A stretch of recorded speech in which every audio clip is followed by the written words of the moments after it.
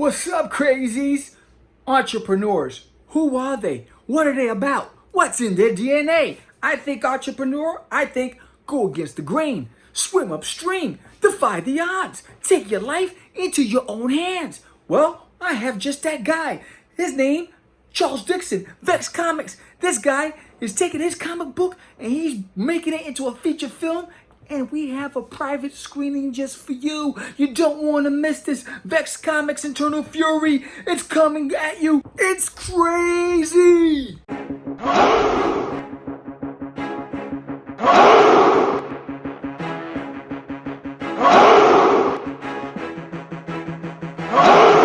We are the only show for independents all around, giving you a platform to spread your word all over town. Catch the Craze is the place to promote to your fans with the dream of Medina and Sam the Crazy Man. Subscribe to our show and never miss an episode. It's time to get your mans, listen to us on the go. Updated every week, we never miss a day. Join the squad, come on in. It's time to catch the Craze. If you are an independent, catch the Craze. Making moves on your own, catch the Craze. On your grind in the streets, catch the Craze. Join the movement, catch the Craze.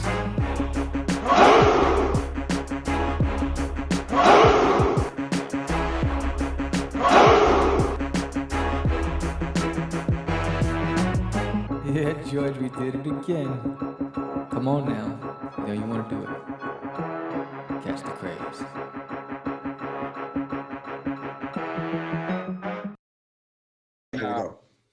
All right, so I'm gonna try to set this up for you guys. Set it up. All right, here we go. You guys have known me for a long time, Yes, sir. and Internal Fury, the original one, was done in 2003. And this was always written as a movie script, Mm-hmm. you know. And I put it in a comic book form so people would understand my whole concept. You guys know how it is when you try to explain something to somebody and you're like, okay, I got this story and they're looking at you like, what? You know, it's like one of those types of things. They're not really understanding what you're doing. And I always wanted to put movement to this, right? So I finished the Internal Fury, and it was like, you guys pretty much know how the comic book market started going. Yeah. It has its peaks and its valleys and Absolutely. all that type of stuff. And I didn't just want to keep pushing out material. Right. As far as coming up with stories, that's not difficult. Creating new characters, that's definitely not difficult. I think the hardest thing is just like marketing. You know what I mean? Trying to market your stuff to get it out and the whole shebang. So I was sitting back. I was like, what else could I do? And I didn't have the funds. I didn't have the money. And I was looking at different ways how to, can't make a full movie, but I could do a promo. I said I could do a trailer because I was watching all these trailers. I'm like, man, I could do all these. I could do a trailer. So then I started looking at it more, and I was like, okay, all right, I can do a trailer. And then I look at the money side of it. I'm like, yeah, I can't make a trailer. Right. So I'm sorry. I'm looking off to the side. I was looking at the screen. I'm looking at the camera. But so I was like, all right, let me just gear down and see what I could do. So I start talking with my boy Jackson. Jackson and I, Jackson runs AJ Media. We had worked on something before. I actually tried to do a Kickstarter before, and I just did it completely wrong, and it just nosedived into the ground. And I was like, maybe it wasn't my time. Mm-hmm. It wasn't my time to do it. So I always look at things positive, but it was a good learning experience working with Jackson. So Jackson and I, we would always talk. And even Seven from the Seven Network, you guys know Michael, right? No, I don't think I do. Oh, if you've done the shows, he's probably interviewed you guys. You would know exactly who he is. Oh, okay. And he would always ask too, man, Internal Fury, man, what are you gonna do? You're gonna do a movie, you're gonna do a series. And I was really hot, really into like watching Daredevil. And I think after watching the help me out here, the Punisher. Right. Dude, that show on Netflix had some of the best fighting choreography, dude. Right? Hands down. Yo, and those like single camera angles where they were going through like the hallway, or when they were in the jail, Remember that was jail? one of the best scenes ever, man. Dude, so good. I still, honestly, The Punisher is probably my favorite. I'm talking about out of the movies too, man. I don't know what it was about The Punisher. I think it was probably one of the best renditions of any comic book character coming to the screen because it was just straight hardcore They Frank did their Castle thing. in your face. He has no superpowers. Nope. You know what I mean? Yeah. But he has a weapon for every job. That's Right. And the casting job they did with that actor was great. Yeah. Yeah. It was fantastic. So, I mean, like watching all these different things and shows, and then, you know, even with like the Green Arrow and things, I was just like, all right, man, let me see what I could do. But the thing that I didn't want to do, I didn't want to take the whole Vex Comics story, the first couple issues, and just take and try to do that. So what I did, I actually wrote a whole script for it. And I pulled in some of the characters that I wanted to put in a comic, and I didn't. So I was trying to merge the two together, come up with something new, come up with something fresh, but at the same time, stick to what made Eternal Fury. So basically what I did, I took that first issue and I condensed it down into a promo. So anyone that has read the first Eternal Fury book will know exactly where I'm going with this. And for those that haven't read it, you can still follow it. You'll get the gist of what it was. Right. Now, as far as budgeting goes, I had no budget. When I say I had no budget, I had no money. So you could probably buy 3 pairs of Jordans for what I paid to do this thing. Seriously. That's how shoestring it was. Right. I made the props. I mean, if you would see it, dude, I was ordering these, like I ordered this gun off Amazon. I got it in the mail, dude. It was orange, yellow, baby blue. And then, you know, I got a shot. I bought this shotty. I bought a shotgun again thank God for Amazon, off Amazon. Word, I got that thing. But what spray paint can do, I painted these things up, and I was literally scared to carry them out, man. I had wrapped them in red plastic, put them in boxes. And I remember I was carrying I had the shotgun in this long box, man. Like typical movie stuff. And I'm like, man, if I fall down and the cops want to check me for some reason, I'm just diving on the ground. Because the thing looked just like a tactical shot. Seriously, this is one time I don't want to get checked for anything in New York City. I'm just diving face down. We're watching you on the news. I know him, man. I know him. Like, Charles, what happened? What? Yeah, dude. But it was crazy. So I ordered these guns, and I did research online how to make fake guns, you know, how to make prop weapons look real.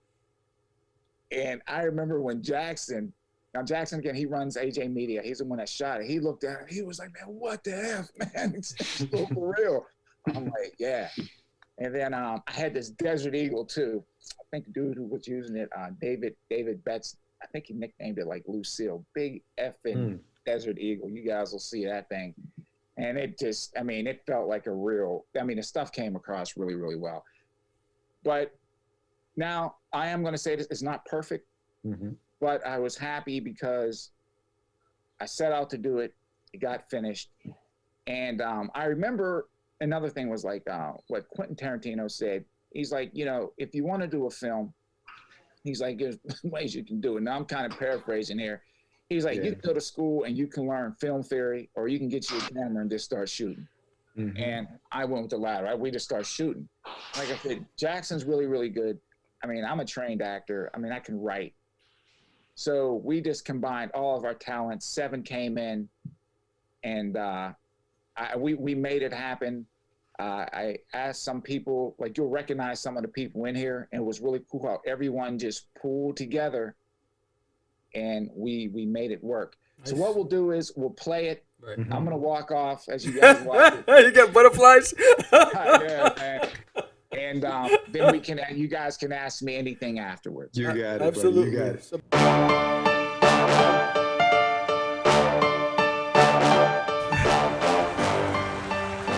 I'm sorry, Mom. Never apologize for who you are. The creator don't make mistakes. The power and knowledge of our ancestors races through your body like a mighty river. Whatever happens in your life, you never give up.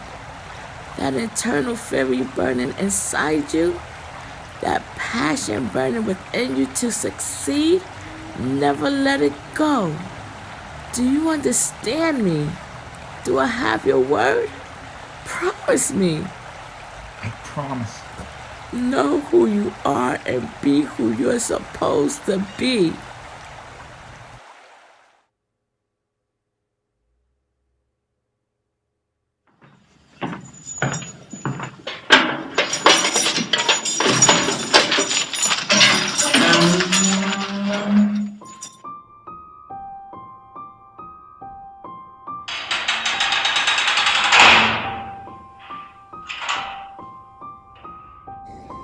Let's go back to the beginning, Charles.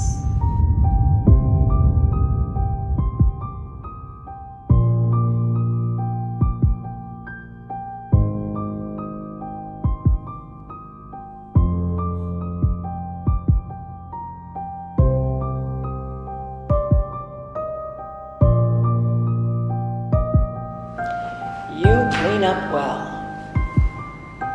This lifestyle can all be yours, with a little cooperation. Don't you mean dictation and manipulation, Catherine? Aggression, mental instability, self-pity. Give us what we want and we will give you back your life. We'll give you money, fame, power, whatever you want, we will give you. At what cost? Let's go back to the beginning, Charles. Why do you still hold on to fairy tales? I don't believe in fairy tales, Catherine. Oh, really? How about the one you told me? Let's see. You were gifted powers of a warrior angel as a child. It's the truth. You're delusional. Where are your powers now, huh? Where's your creator, huh? Why would he let us do this to you? You should have taken the deal. I believe in science. I believe in what I can see and what I can touch. You're a fool! You can't even see past your own nose or understand what's about to go down. Your arrogance, Catherine, is going to be your downfall. Put that candy bar back in your pocket before somebody gets hurt. I'm not going to tell you again. Leave us. I made a promise to Mr. Maxwell that I would bring him back the information. Don't make promises you can't keep. We have taken everything from you. Don't make us. Make us what? You have your orders and I have mine. How do you still have your faith? Look at the situation you're in. How does it feel, Catherine? How does it feel knowing there ain't nothing y'all can do to break me? Everything has a time and a place. And my time is coming to walk right out of here. Even if I have to wreck this place to the ground, brick by brick. Stop being a puppet and tell Maxwell to get down here and face me himself. Tell him to come down here and face me like a man.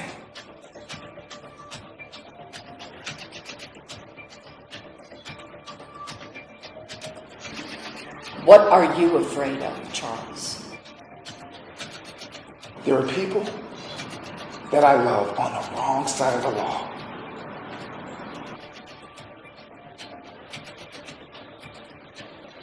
And I have to take them down.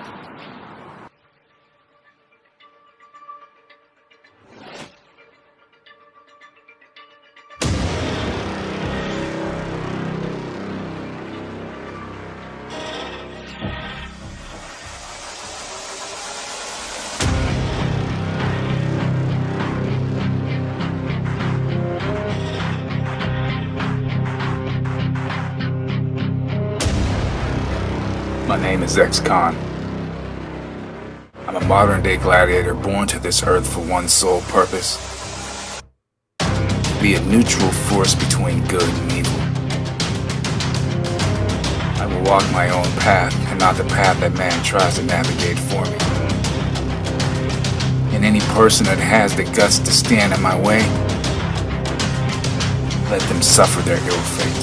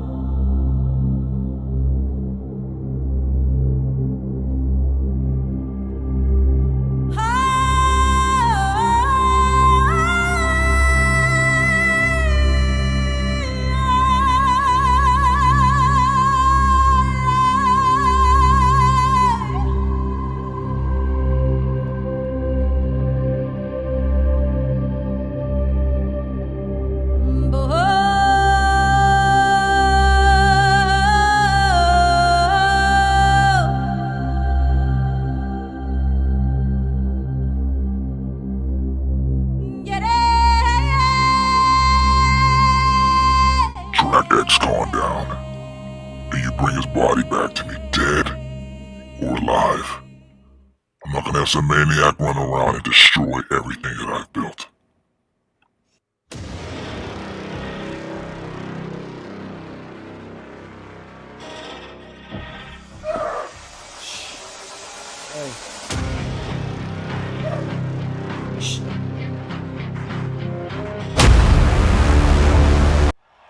So that was the trailer for Eternal Fury. I am really impressed, dude. One of the things that I know that you do exactly what we all do, right? We're apprehensive and we're like, what are people gonna think? But you what I love about it, number one, you guys did a great job with the camera work and the sound effects and the effects and some people in the background. But I mean, you're taking your life into your own hands by doing this, and you're showing what a true entrepreneur does, and I love it. I mean, it makes me want to know what happens. Like, I know I have copies of the book, and now I have to go back and read it because I haven't read it in over 10 years. So I'm like, I gotta pick the book up. I was like, the hair, bro, man, awesome. It's like you got to give him the the sound effect. That thing was amazing, dude. Amazing, bro. I had to go out to the wig store and try on wigs on for that. Wait, the guns, the guns. I mean, they looked real, bro. I think the fact that you mentioned that you did it on a shoestring budget speaks volumes. You guys have no idea. Like I said, like I said, I would go to do something, and I would be like, "Nah, that ain't, there's no money for that." So what was cool was the actual wood scene. I was shot inside Central Park. Oh wow! Yeah, I never knew there was waterfalls. That's that tunnel you're running through. That's Central Park. That was Central right Park. Yeah. No, the actual wood, the woods too. Even the woods, yeah. The waterfalls. That's beautiful. That was all Central Park. Nice. And like the part when I came out and I'm like in that cement area. Yeah. We weren't supposed to be in there. I'm like, yeah, dude, we're just shooting guerrilla style, man. That's it. We went in there. It was just me and Jackson. And we just start shooting. And, you know, we're shooting. Then when people start gathering around a little bit, we would just take off and go to the next spot. And really start running. Yeah, man. It was cool, though. We shot pretty much everything all through New York. The scene with Pam, that was phenomenal. And we even like the fight scene. I wanted to actually shoot that again because we didn't have much time to do that. We shot that whole thing. I think we only had the space for like 3 hours. So to try to put all that together in 3 hours, it was tough. But we ended up getting it out. So that was all right. And then the scene with Pam, that was really cool because we all pulled together for that one. Right. We checked out the space. Looks great. Yeah, man. Looks great during the day until at night when that whole big glass turns into a mirror, dude. So we had to hide the camera. Oh, so man. Seven was like, man, we shoot it from this angle. You would never know there was a camera right there, dude. You couldn't see it. You couldn't see it. Yeah, I was like, man, it was just like a big expensive mirror. That's what it was. we pulled it off. And it was just like everyone just pulled together to make it happen. It was a great thing. I just hope that those same people we can take and do it for real. You know, again, that's just a trailer. So somebody can see, okay, I understand. And you can, you know, send that out, let them read the books first, and then look at that and see that there's actually right. some And stuff. you have more than probably 99% of the independents out there, with producing comic books. And I can tell you right now, and I can sense your anxiety. You did a great job. When I did Licensing Expo years ago, I did a flash quick animation of There's Nail in My Toilet, and it was just this quick flash with him walking across the thing, getting into this UFO, it shakes, it goes off, and it crash lands, and it was the most low budget, I mean, just the most amateurish stuff you can ever see, but it caught the attention of the people that so they wanted to pick up the book, and that's so. For me, I had the same feeling you had. It's like, you know, I go, I'm like, oh, I'm making excuses as they're looking at it. Well, I just want to, you know what I mean? So I think you have to just trust, and just stand by it, stand tall, because it's really good. I mean, the production value is great. You guys did a great job. The scenes, the angles, the emotion, that part where you look like you're about to cry, really got me when she was asking you, and you had this look on your face. You look very emotional. Yeah, I think he's a trained actor, Sam. Yes, this man is a trained actor, bro. He killed it in that scene, dude. I wouldn't. Now that I look back, I don't. My thing is, honestly, I like behind the scenes, and I would definitely. I think one of the best parts would be actually finding someone to play that character, and then help that person bring him to life. You know what I mean? That would be my ultimate goal. I don't really want to play it, but I had to do it because what am I going to find him? See, I think, and to piggyback on what Sam was saying, I think, like he said, you have a lot more than what a lot of us have, in the sense that I think this is what these companies are looking for, right? The initiative. Okay, hey, I got a comic book, and they're like, okay, yeah, well, how will that look on screen? Well, here it is. This is what it would look like on screen, and here's the book, so you can see the rest of the story. So now you give them all of that, and it's like, oh, okay, all right. You know, like you said, maybe they don't cast you as the main role, but they get a gentleman who can do it or whatever. You know, you want to be behind the screen anyway. So yeah, I want to. That's the thing. I just don't want to say, oh yeah, we'll take it, but they don't want me. It's a whole package. Right, it's a package. Part of it, so we can, you know, forge this thing together and finish it out. Right. Oh hell no! I want to pay Sam the Crazy Man Vera. But now I'm just joking. But no, I think you did a great. Awesome, it's a great job. I mean, stand tall behind it. It got my attention. I was like, I gotta find where the hell I put because I still have every comic I got from every independent. I have it all in a crate, all bagged and boarded. So I just gotta go back and signed. yeah. And so I was like, I gotta go read it. You know, I mean, I swear to you, if I saw that long-haired guy running after me at night, I'm booking. Dude, Dude, that was great, bro. The way you went back and forth with the scenes and the music, like the soundtrack behind it, like the score, I should say, the score of it, like that, all of that work that went into, like The when you dogs, transformed the, the the ground. dogs, the explosion, the effects. I mean, you guys did. Word. I mean, it looked like that was special effects with the blood coming out of his head. Yeah, Was like that done? CGI. Yeah, like CGI. I was like, Dude, I actually did that, man. Because I had him just laying on the ground, and it was like, nah, you gotta do something else. So I just used some green screen and a little thing. I can't do it. It was again to take and look at it now. Again, you guys know how it is when you take and you do certain things. It's like you're critical. yes. Yeah. But for what it was worth and what we went through, I'm pleased with it. Absolutely. And then my biggest thing is I don't want to let the people down. I definitely want to get it done. It's just, you run into a few dead ends. So I just got to find out whose hands to get this thing into. I'm talking about the package. Right. Here's a trailer. Here's the books. Yeah. Let's do something. And, Charles, how many books do you have, Charles? Did you actually publish? I have 8 with the graphic novel, so it'd be 9 books. But what I want to do with the miniseries, I want to do miniseries. I wouldn't want to do a movie. I'd rather do a miniseries and do more. And I can actually bring in all the stuff that I wanted to do in the book. Because usually they say, well, books are better. I would actually make the miniseries better than the book because there's stuff that I wanted to put in there. Like Catherine, she was never in the books. Right. Chris played the lawyer, that crooked lawyer that sold me out. He was never in the books. You know what I mean? So I think it'd be cool to take and actually expand it to take and give the viewers a little more than what was in the books. Yeah. It'd be pretty cool. But I mean, just for the people out there, I mean, you have to take and don't think too hard when you do things. Just go ahead. Like I jumped in. What I would do, I would take and I would scout out the areas first. Like the area when it first started, that was the apartment building next to the hotel that I worked. And I knew the manager of the place and I asked him if I could use the boiler room down there. He's like, yeah. So, hey, go check it out. And Nice. First day.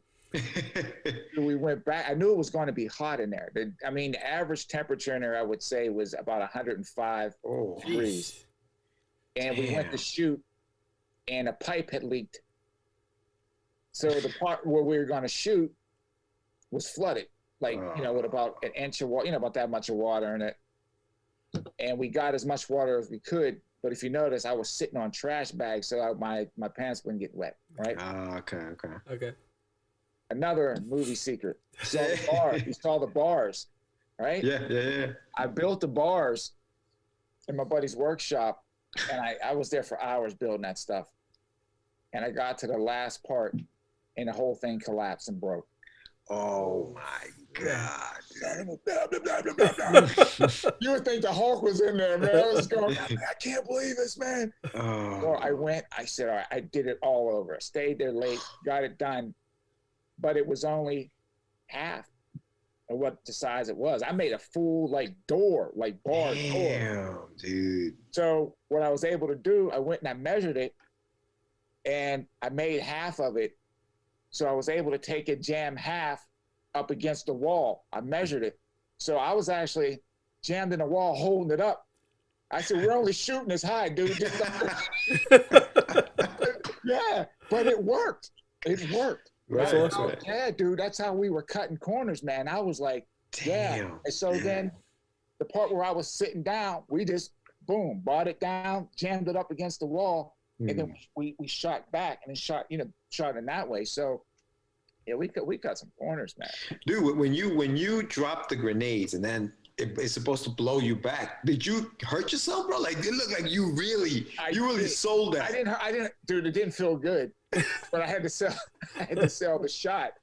And the thing is, I wanted to take and put like an explosion or something, and I was like, you know what? We're just gonna leave it the way it is and leave it to the people's imagination. Well, you know what happens. Yeah, you can tell what happens exactly. So what we did, we actually flashed first. That's when you see the blood coming out his mouth, and you hear the heartbeat and all that stuff. How you get, how you get your ears popping and stuff. So we actually showed that first, and then we showed why he was in that position, and then we just transitioned to him. You hear the helicopter, so now you know. All right, he broke out. Yeah. he broke out. And then he's just running. But that runs right along with the book. You know what I mean? That first book, how he breaks out. Right. And that whole thing. So we kind of, you know. Charles, that's amazing. Dude, thank you so much for sharing it with us, bro. I was like, when you hit me up, you're like, George, I was like, what is it? I had a feeling it was this. I was like, yo, I got to check this out. Because I remember like a few months back, maybe earlier in the year, maybe even last year, you were filming this. And I remember you posting stuff up on Instagram, on the IGTV. And you had just, I think you guys had just filmed that scene where you guys, the fighting scene, because you had all of that. And I looked at that, I was like, yo, I can't wait to see what this looks like. And this is what it is. Yeah, I've been sitting on it, man. And I think now the way that there's a lot of doors open that weren't open before. Yes. I think like right now, Hollywood had flatlined. And I think this is probably one of the best times to actually get in. Everybody's competing for content. That's going on with all these crooked politicians and judges. Dude, that's straight internal fury. That's straight Maxwell. You know what I mean? And it was like I said, this is the time for this thing to get done, because I was writing about this stuff years ago. Now it's the freaking headlines, you know. So yeah. But I don't know. So I'm thinking, I don't know what I'm gonna do. I might throw it up on my Facebook page and just start getting some buzz on it. We'll see. I mean, I gotta let more people see it to know that it's there. Yeah. But we'll see. When you filmed it, Charles, what was the plan after you filmed it? You put it up on YouTube. Were you planning on sharing it, or what was the mindset? Well, I actually had some business people looking at it, and it didn't. You know, things seemed to be going pretty well. I mean, I'm not going to get all into it, but I had some major people actually looking at it. And the thing is, they looked at the comics first. It was like, okay. And then when they saw that, it was like, I got the call right away, you know. And then I don't know what happened. We spoke a few times, and then you guys know how that is. I'm thinking if that happened to all of us, man, it just kind of fizzled out, kind of leveled out, man. But I was like, well, if I got one bite on it, I can definitely get another. I mean, with all these channels out here, and I don't like to criticize anybody's stuff. I don't, because I know what goes into making this stuff. It's not easy. Right. I definitely think that I have something special that would look good on screen. I mean, if we can take and do this for the price of a freaking, you know, like I said, the budget was, I keep saying we had no budget, man. And I don't want to tell you how much I paid for it, but it wasn't very much. We just used our imagination and willpower to take and get it done. If I had a budget, we can do something good. And I'm not even talking like a big blockbuster movie budget. I'm talking, man, we can make something good for a nice amount where, you know, it's not going to break the bank, but we could definitely, especially with the way things are now. I mean, think about our phones. Yeah. I mean, even 10 years ago, you weren't getting that quality in a movie theater. I mean, you know what I mean? Yeah. So there's a lot of things that can be done.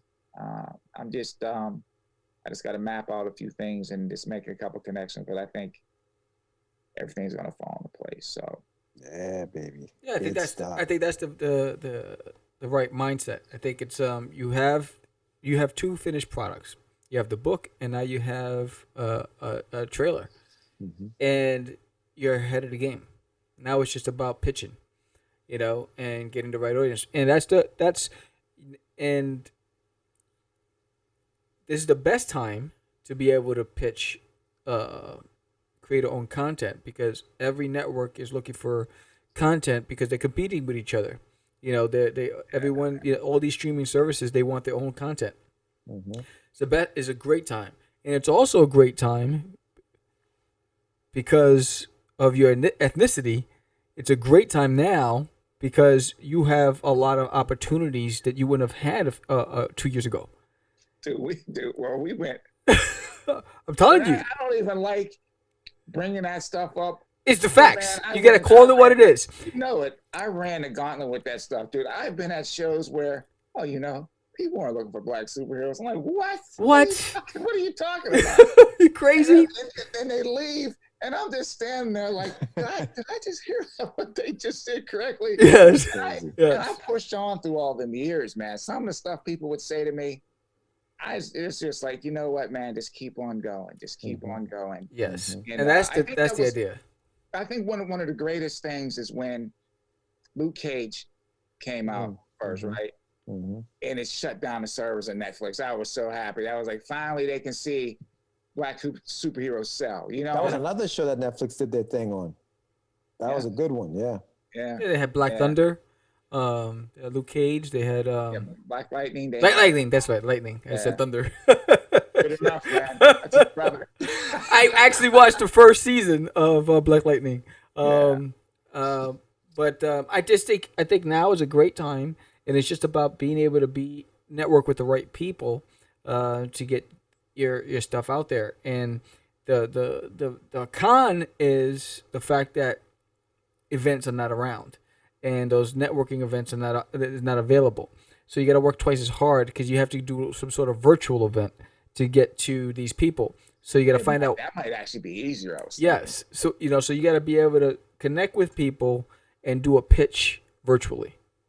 The great thing is you can here's the video, watch it. Here, I'll send you the PDF of the book. You do your pitch, you do your elevator pitch, boom. And I think that's what you have to start building on is number one, get your elevator pitch locked in, and just connecting with the right people, and that's the hard part. And George and I was talking about this a little while ago, about how, licensing expo. I wanted to do this in 2020, and everything got shut down. Because that's the venue you want to be able to pitch your stuff to, because all of the decision makers are there. What does 2021 look like? So it's a little harder now because you have to work harder to get to the right people. Right. Yeah, dude. So I mean, that's hitting the shell. As far as books go, like I said, I have to see about that. Like I said, I have enough material to do something else. Right. I think it would be cool to actually, to actually have the books. And I'm still the physical type of book guy, man. It's like that thing your hand through it. That's one level. Like, man, they did this. Okay, cool. What else you got? I got a promo. All right, let me see the promo. Wow. Okay, so you got a promo. You have anything else? Yeah, man. This is what's going to happen after. And you sell them. This is what's going to happen after we shoot Eternal Fury, the series. This is what's coming right next. We can jump right into the next season with this. Right. Yeah. So it's like I have at least 2-3 seasons of worth of stuff. Right. Yeah. I mean, I think the way you've created the book itself. I mean, you have 9 books now. Each book can be an episode, and that one graphic novel could be one season. You know what I mean? And the way, like you said, you've added characters, even in that trailer, you've added characters that weren't in the book that will make that season even maybe 10, 13 episodes. You know what I mean? Like, there's so much meat on that bone, is what I'm saying. You can dive so deep down into this thing, because now, remember, it's not just about ex-con. You want to figure out who's Catherine. What was she about? Who's Maxwell? Who's Maxwell? Seriously, each thing you can take and I mean, if you really wanted, just out of the Internal Fury, you could actually do maybe 3-4 seasons easy just off of that before you even dive into the other stuff, because you want to find out the sub story of everybody else. Right. Like I said, the great thing is, and some people say, oh man, you've been in this business for so long, blah, blah, blah. If you're going to build something from scratch, you have to build it long, you have to build it deep. And people don't understand that. It's like, I said this before, we've been doing cons and shows for a very long time. Yeah. How many of us are left from the original one? Right. You see what I'm trying to say? Or you see some guys come in with one book and then they're gone. Yeah. You know what I mean? So it's not easy. And I think sometimes people, they look at this stuff, oh man, it's just a comic book, anyone can do it. No, sit down and you try doing this stuff, dude. Yeah. It's not easy. Yeah. So have you considered pitching? Oh, well, since you have a library of books already done, have you ever considered sending it to like Boom Studios or Image Comics, or to get somebody else to publish it who has Boom? It's Boom. You know the Boom, and I'm thinking of BAM Studios. I'm sorry, I'm thinking of BAM. Why does Boom sound so familiar? Because Boom Studios also is doing Keanu Reeves comic book. They also signed a deal with Netflix, so they have a first look deal with Netflix to be able to look at anything that they have in their database as first options. So I mean, I think you are in a great position to be able to pitch to them and then they have the connections to give you. You own your rights. Right. They don't own it. You own it, and that's how you bridge the gap, and it makes it easier than having to try to figure out who to go to. I think you have a great opportunity to pitch it to the publishers. I think that's a really good point too. I'm glad you brought that up because I love Marvel. I do. I grew up, Spider-Man's the character. I always say that got me into the whole comic book realm and all these types of things. But being comic book nerds like we are, because we go to a movie, oh, I would like to see this and that. Now you can't see this character with that character because Sony owns this, Marvel owns this. Everything is just crisscrossed all over the freaking place. Yep. And it's like, with me, there's no middleman. You come to me, we get what we need. Do you understand? So it's like you don't have to go through all the tape and buying this and buying that. You're coming straight to the source. And I think that's what's great about the indie market. You know, you don't have all that other crap in a way, man. You're going straight to the source. So, and it's quality content, man. And I mean, that's for all of us. We all got some great stuff. Yeah. We all got good stuff, man. So, I don't George, know, man. George, we can't hear you. No, I'm blown away, man. I'm blown away by the trailer, the work that was put into it, man. How you talk about how much you had to spend and what you were able to accomplish with that, dude. Like, And I didn't have to spend. I'm blown away, bro. I'm yo, kudos, man. Great job. Great job. It was awesome because I enjoyed every part of the process. And I know Dee, she's sitting right over there. She would always say to me, why? You do everything by yourself? How come? Because I enjoy it. To me, it's like a puzzle, right? You go, dude, it was like I went in. Do I have time? Do you mind if do I still have time to talk? Yeah. Okay. I would go in, I was like, okay, man, we got to make them look like soldiers, right? I want everyone to have their own individual look. And you can be like, hey guys, we're going to do this. Come down to the set. We're doing this. But everyone, who knows? They might come in jeans. They might come in shirts. But I had a vision in my head what I needed. Yeah. So I went down to the Army surplus store, and I looked at my hands. I got this much money to spend. I'm looking through. Okay, I can take this. I can take that. Hey man, how much for this? Hey, that's $50. No, it's not. Hey man, I got all this stuff here. You need to come down on the price of some of this stuff because I'm coming back probably tomorrow. Okay. So I'm wheeling and dealing. You understand what I mean? To try to make it work. And then I get out of it. I'm like, yeah, I got the wardrobe. So it was like I got to piece everything together. Like the song we heard. Wow. Sorry, that's my rendition of it. Dude, do you know how many songs I listened to get that thing? Damn, I think I sat down at the computer, I swear, for about 5 hours just listening. It was on Audio Jungle. And I was like just going through clicking. Nope. Yeah. I knew what I was looking for. Nope. Then I clicked on that one. I heard, that's it. Seriously, dude, I was probably maybe longer than 5 hours listening to the music, but it was cool because, again, that's the process. It's just, it was fun to me. Some people would be like, man, how do you know? Who else is going to do it? Who's going to sit there and listen to all that stuff? Right. You know? And then going in and checking out the different, like we shot a lot of stuff all through New York, like the scene with Pam, that was 37th Street and 8th Avenue on a corner. Wow. I went down on my lunch break. I checked it out. I looked. I was like, man, windows all the way up to the ceiling. Nice. Boom. That's it. All right, we'll take it. Went down there, we shot, and it came out good, you know? So it was just like being involved. That's what I love with the creation process. To me, that's the best part. I could care less about being in front of the screen. I really don't care about that. I mean, if I had to do it, I could do it. But I would rather just be behind the scenes to make sure everything comes out right. How tough was it to cut it down to 8 minutes, dude? Like that must have been tough. It was. Yeah. It was tough. But me and Jackson, we sat and we went through every bit of it. He would be like, okay, man, what do you see? This is what I see. And we'd sit down. You like it? Yeah. Can we do this? Yeah. And it just started going down. And then we were like, all right, we're going to actually shoot more. And then it was like, you got to know when to call it quits. Yeah. We had to know when to call it quits. And it's like, it's as good as it's going to get. We did the best we could at this time. And the next time we go to do it for real, we can do it perfect.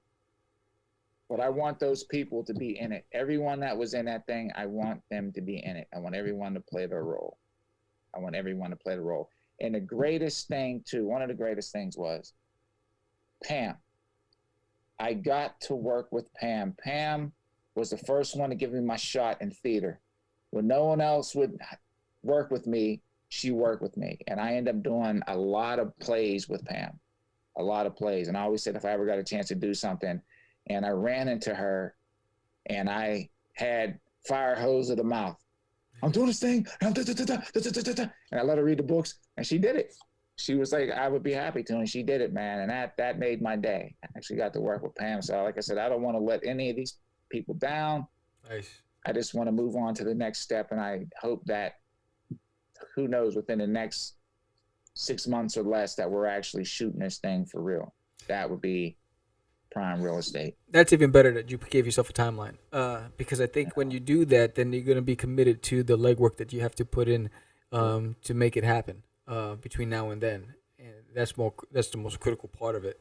But I think stand tall with it. I mean, you have a really solid project, you got a solid book, but I really think that you should be pitching it to the publishers and let them take that burden off your shoulders, and then that'll open up the doors to the connections that you need. That's the next step. That's what I guess I needed to hear. Yeah, man. That's it, dude. And it's like you said, Charles, it's that foundation. You've put in the work. You've put in the years, and you've built that foundation to where you are now, where you can, like Sam said, say, hey, listen, guys, you guys take care of this because I'm going to do this. You keep all of your rights. You make sure that those, that everything is on pay and everything is legit. But like Sam said, man, just to be able to be just a creator now. You just create. You just, and put that stuff out there. Yeah. It's I think everything will pull together. Mm-hmm. We've been in the game long enough. Roller coaster ride, lots of ups, but a lot of downs. Yeah. But I think everything, we're still here. So we wouldn't be here if we weren't supposed to be here. That's the way I look at it. Yes, absolutely. And listen, man, you got 2 supporters here for you, man. Whatever you need. Word up. Crazy One up. thing I do want to say, and I said this from the very beginning when we first had met, not only first met, but I think we built a pretty good, solid relationship. You know what I mean? And I always said, if I make it, you guys make it. And that's one thing I always said. Because some people, man, they make it and they just look back and like, I got mine out. It's just like, no, if you can't share success with the people you work with or you're cool with, man, it makes no sense to me. Right. So it's like, once I get the door open, they go to slam, I'm gonna stick my foot in it and be like, no, man, you got to check these dudes out. You got to get some original stuff, man. Absolutely. You got to check them out too. That's how it should work, Yeah, it is. So hopefully, absolutely, man. it comes together, man. Exactly, and that's why we do this too, because I think there's not enough. There's not enough platforms for us little guys, right? And I think that's why Catch the Craze, I'm so passionate about it, because you could be that next breakout star, and we could say, yo, I remember back at New York Comic Con when we walked up to his booth and I had a cardboard bike flag and I was like, that I made at home. You talk about low budget. I'll never forget the after party. Oh, it was about to go down. Like Sean almost came out at the after party, man. Oh my goodness! I remember that. Dude nearly kicked that dude out that second-story window out on the darn 9th Avenue, man. Oh my! Oh, dude. That's what it's about, and I it's like I can't wait for all of us to get together and do it again. Because I missed the cons. It's gonna happen. Yeah. I think with New York Comic Con, like I said, I think the beginning stages of it were the best because it was the most organic. Yes. And then it became commercialized. It's the end thing to do, jacking up the prices. Your fans can't get in. Yeah. And it just was like, nah, man, that's not what Comic Con was about, man. That's why I always appreciated Michael Carbonero's Big Apple Comic Con, because those things are some of the best. That was the raw stuff. That was a true indie. It's like Gold's Gym versus like Planet Fitness. Gold's Gym is hardcore.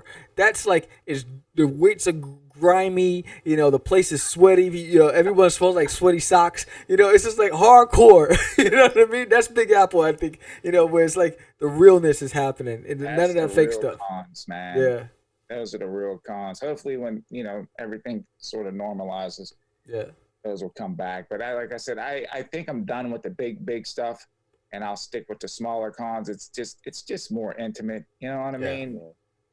I think the bigger cons is more for networking, right? Yes. So like if That's you all. go in there and you have like a meeting with somebody, Yeah. I'll go to the con, walk around before my meeting at 2:00 with the executive that wants to talk about my project. I think that's what those that's what those cons are for, kind of thing. Yeah, yeah. And I think for the bigger cons, get a professional's badge. No, not necessarily get a booth. Get a professional's badge. Network. Get a list of the contacts because everything's already posted on the website, and then figure out who I want to talk to, and set up meetings. And I think that's what those bigger, like the San Diego and the New York Comic Con, that's what it's good for guys like us, because you're not going to make any money. Because you're gonna be in the red. The hard way. Yes, you're gonna be in the red. You know. It's like it's crazy. I'm telling you, we did a show. The only time I was in the black was I think the last event at the San Diego Comic Con that I did. Diego, yeah. But I had to go all out with that one, and but that was the only time. Those big shows, you're always in the red. So I think the smartest thing for the little guys that's trying to pitch products is get a professional's badge. Find out who you need to talk to that's there. Network with them. Connect.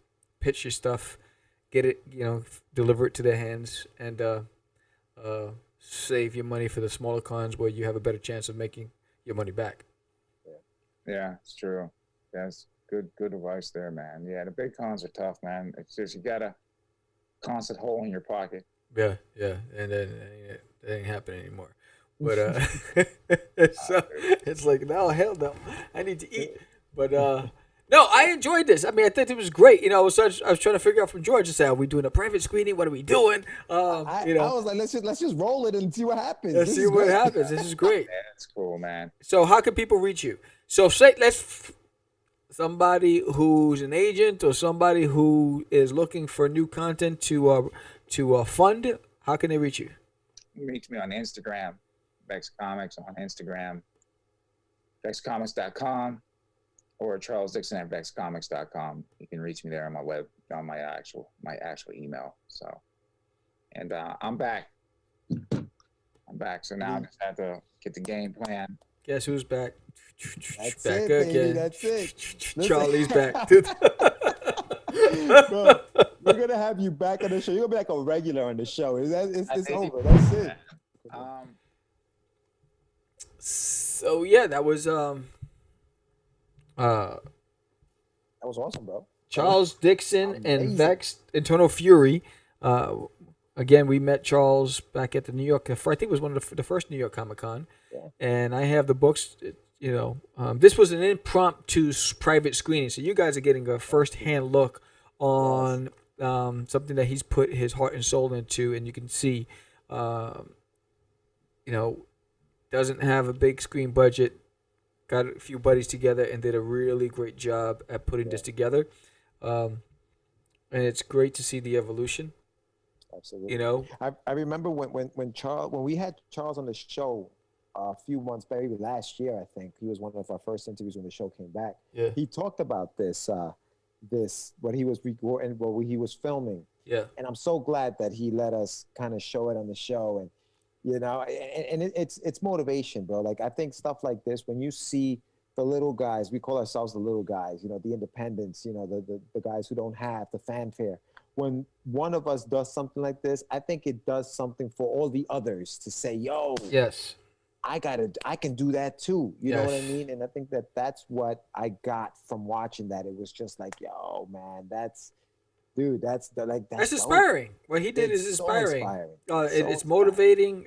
For all you indies out there that are saying, if only I had this and if only I had that, you have a man right here, a talented creator who didn't use that as an excuse and was able to produce this quality trailer. You can tell the production value is tight. He put a lot of thought into the score. He put a lot of thought into the effects, the camera angles, the emotion. Did a really great job. And he has 10 issues. Right. You know what I mean? So he's ready. It's just about getting it into the right hands. That's it. And I love that he used this opportunity to say he was back. He was back in the game. He's back in it. Yeah. And listen, he says, it's, us, we did it. We helped him out, dude. Yeah. That right there just helps me as a creator say, yo, dude, got to do more of this. Got to do more of that. Yes. I'm sure it's the same for you. And yeah, no, thank you, Charles, for being on this screening show that will be. It's great. I love it. I love it. Yeah, I think. I'm excited for Charles. I'm sure that he's nervous. I think all of us get the butterflies whenever we're, putting. I'm watching my wife film the snow outside on my ADT screen. She's out there in the snow, crazy. Magic of cameras, but no, Charlie, you got great product. Go out there and sell that bad boy. All you indies out there that are aspiring to do something similar, take a couple of iPhones, get a couple of buddies, go play. That's it. And that's the biggest thing. Go and play. What it is. Go play. Man. You know what I mean? And if you're passionate about it, people are going to recognize that passion. And I love the fact that we got the private screening. It was awesome. Yeah, that was awesome. Right here on Catch the Craze. And when we see him on Netflix, I'll make sure that real private screening, we have front row seats. And Charles, I can't go to your screening unless you have me a big bucket of popcorn. Yeah, word. Butter and salt, Popcorn. right? Popcorn. And I'm there in the front row supporting you. So make sure you get that. So I'm Sam the Crazy Man Vera. George the Dreamer Medina. And we is out. Peace. It's just easy. It's not. Crazy. Acquiesce. No, I was talking about my friend Acquiesce. Say my name, right? This is what you were thinking? Oh, you are listening. He described me. He said, I'm the. What? Catch the Craze. You're listening to Catch the Craze. You're listening to Catch the Craze. To Catch the Craze. You are listening to Catch the Craze. Catch the Craze. You're listening to Catch the Craze.